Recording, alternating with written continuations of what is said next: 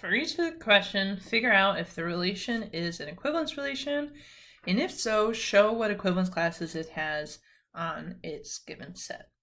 So I would suggest that you at least try each of these on your own.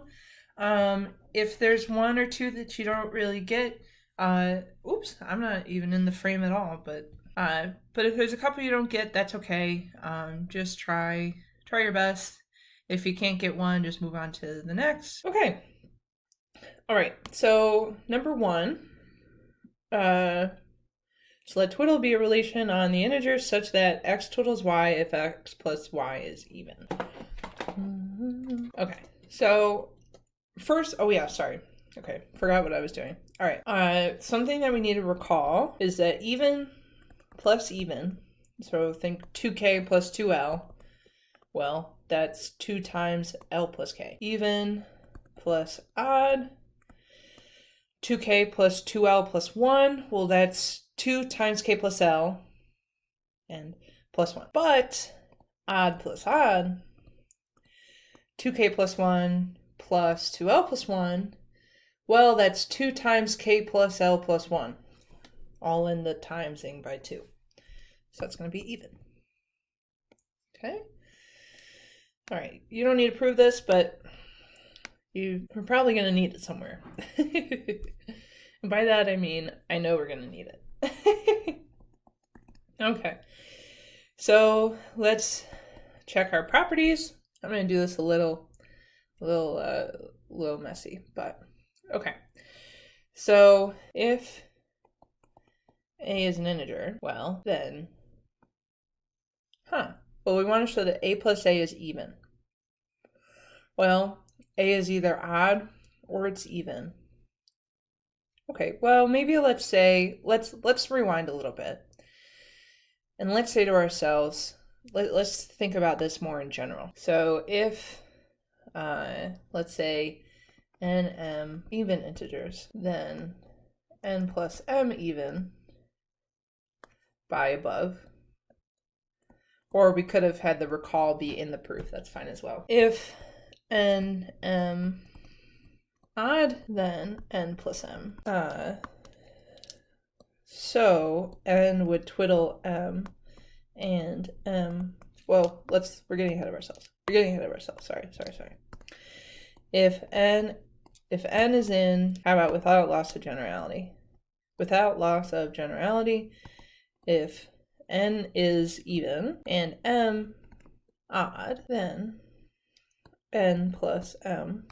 So it's basically what we said in the recall, but just more explicit, maybe, more explicitly stated.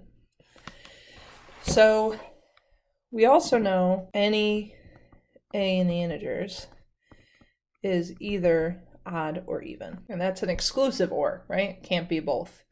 Odd or even, but not both, okay?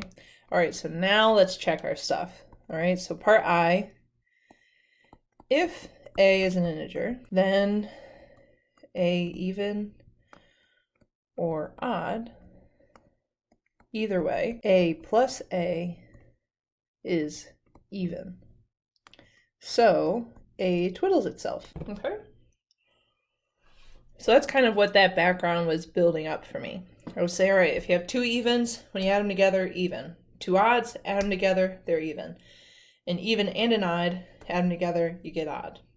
Well, anybody's got to either be even or odd, but they can't be both, okay? And they can't be neither either, right? Any integer. Okay. How about if, if x twiddles y, well, this one's a little bit simpler. Then x plus y even. Well, x plus y equals y plus x. So y plus x even. So then y twiddles x. All right, so we're reflexive, we're symmetric.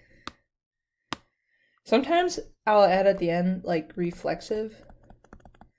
And I'll just do like a check, or I'll do like an x or something. All right, so far so good. But we still have one last thing to check. Say x twiddles y and y twiddles z. Then x plus y and y plus z even. So I can think of a couple ways we could do this. But the thing that I like the most is I like to think if x even, then y even, since x plus y even. So remember, this is why we did the bulk of the work in the beginning, right? We did all that work about showing, well, if you add two integers together, they need to be the same. They both either need to be odd or they both need to be even. Okay. All right. Giving that z would need to be even, since y plus z is even. Therefore, x plus z even, so x twiddles z. Okay?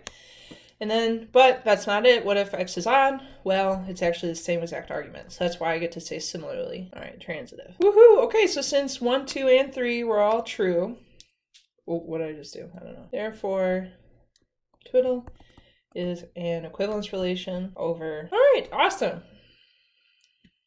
Okay.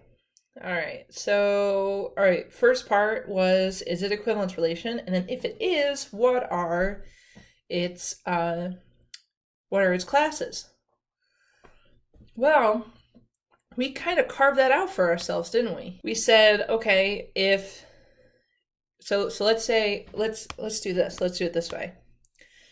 Let's consider, I always like thinking about if 0 is in our set, I like to think about the equivalence class of 0. All right, so what does that mean, equivalence class?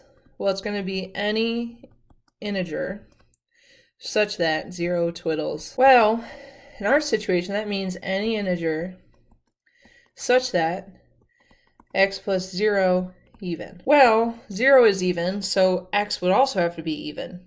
Or, what's nice about this is 0 just kind of like, does its thing, right? So we have, we have that x would have to be even. So x in the integers such that x even. Well, that's just the even integers. Okay, awesome, cool. All right, so now we have the even integers. So now you're thinking about partitions. So I need all the sets in my partition to sum up to the integers. So I have the even integers now. Okay, so I'm missing all the odd ones. So maybe our other class will be all the odd ones. Maybe it'll be split into two. We don't know yet. Maybe it'll be like the positive odd ones, the negative odd ones. Like, we don't know yet, okay? So, because not all the partition sets need to be the same size, okay? All right. So, well, you saw that when I went over that example in the last video. Okay. So, but we also don't want any overlap. So I need to find an equivalence class that does not have any even integers.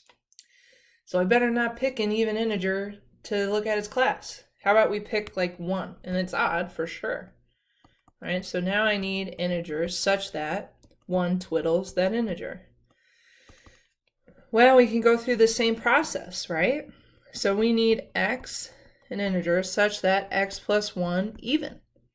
Well, we showed above that the only way to get something plus something be even is they both have to be odd or they both have to be even. Well, 1's already odd, so then that means x would have to be odd. So we get the odd. Okay, but it's not enough to just state them unless the question was asking to just state them. But let's actually show that these are it. So 0, the class of 0 intersects with the class of 1.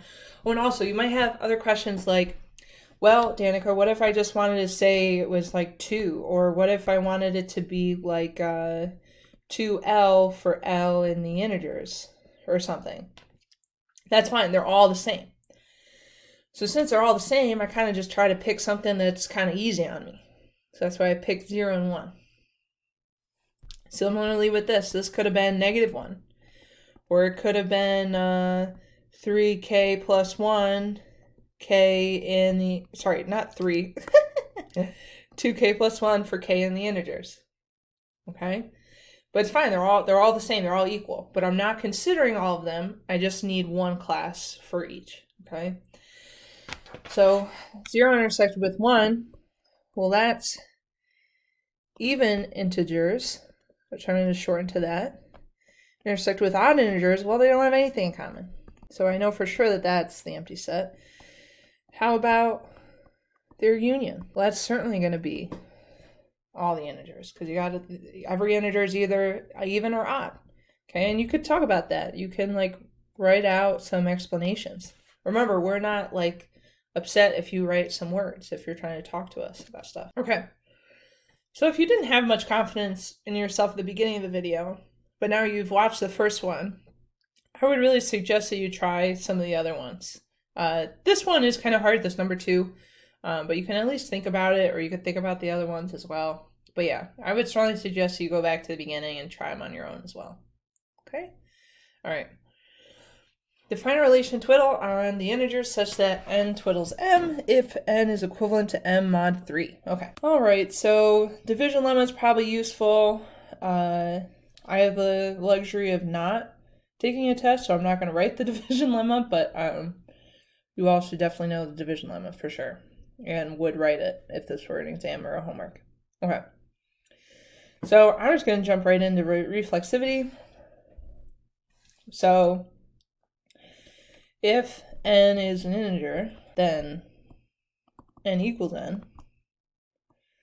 So n is equivalent to n mod 3. Or another way you can think about it is like n equals n plus 3 times 0. So n twiddles itself. Yay! So reflexive. Boom!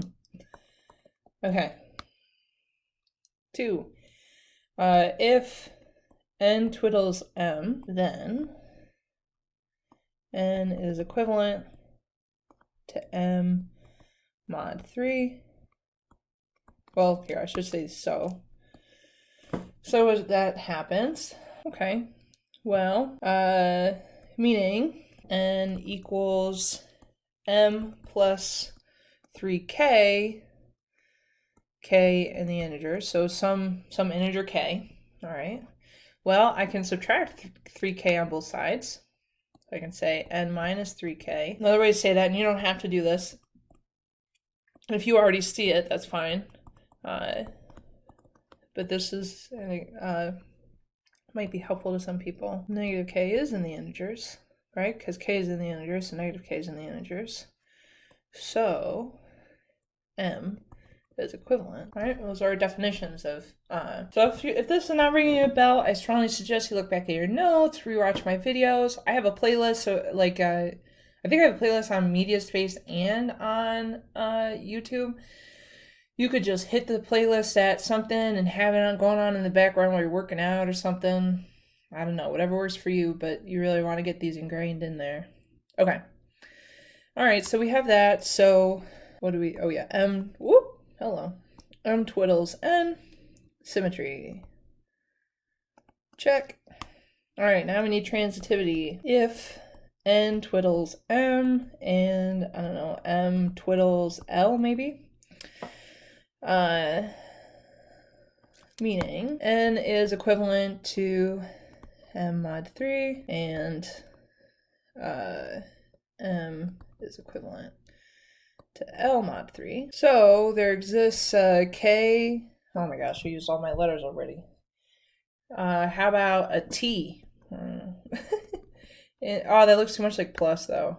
How about W? So 2 integers, K. So K and W, there exists some K and W in the integers such that N equals M plus 3K and M equals L plus 3W.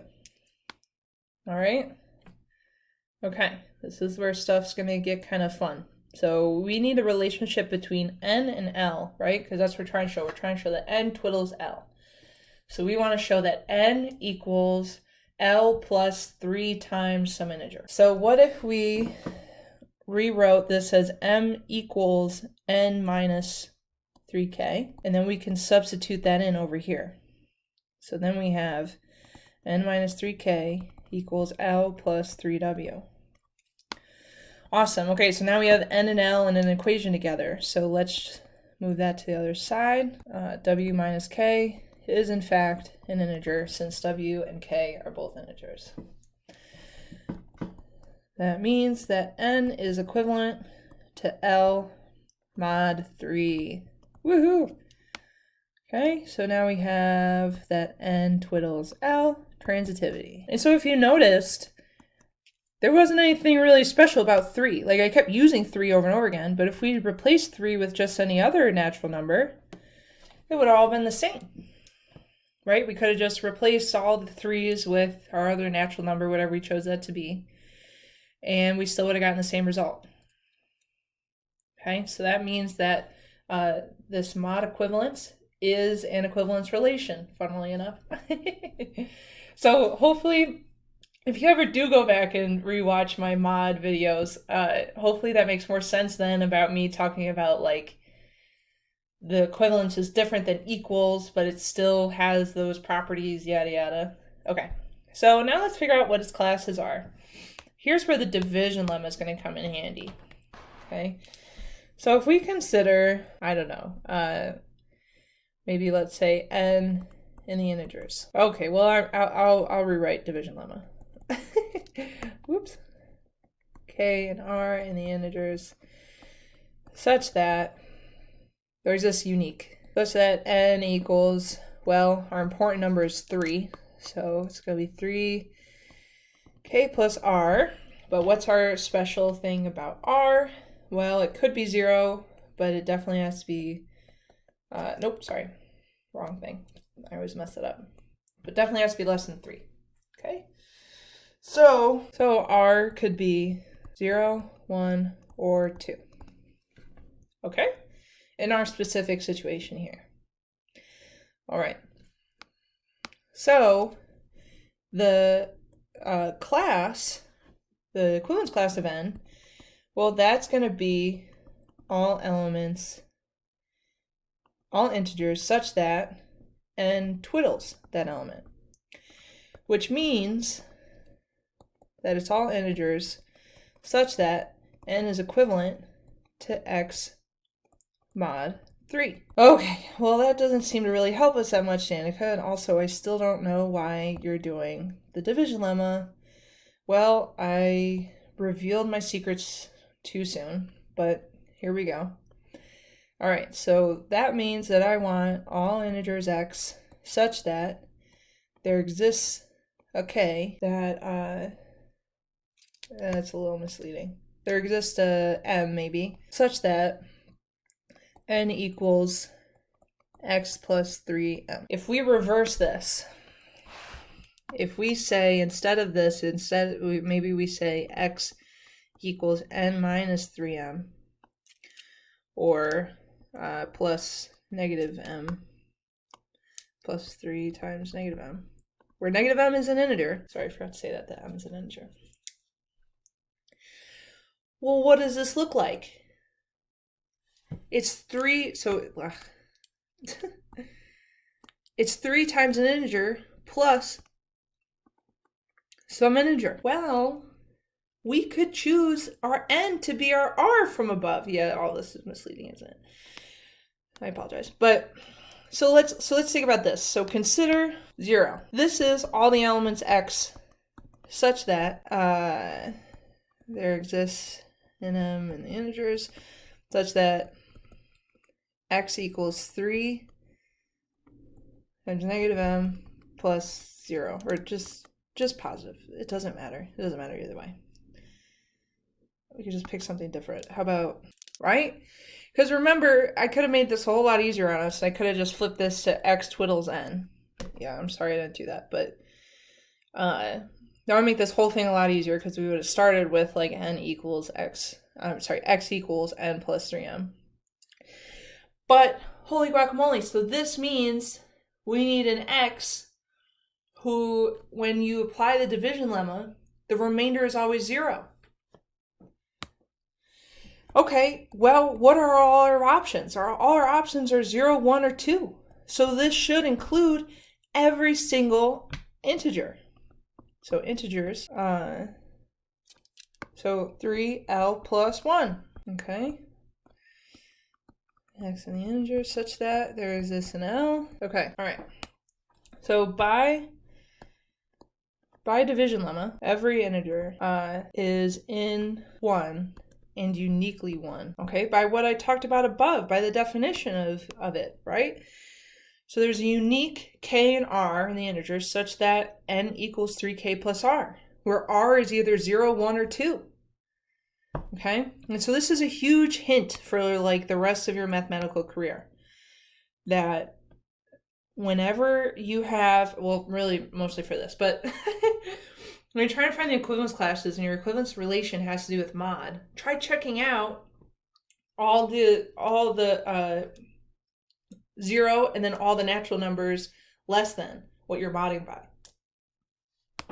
Because the division lemma gives you all this beautiful stuff to work with, and mod gives you that like plus whatever you're modding by times an integer. Okay. Okay. That was kind of a rough sketch, but we got to move on. Okay.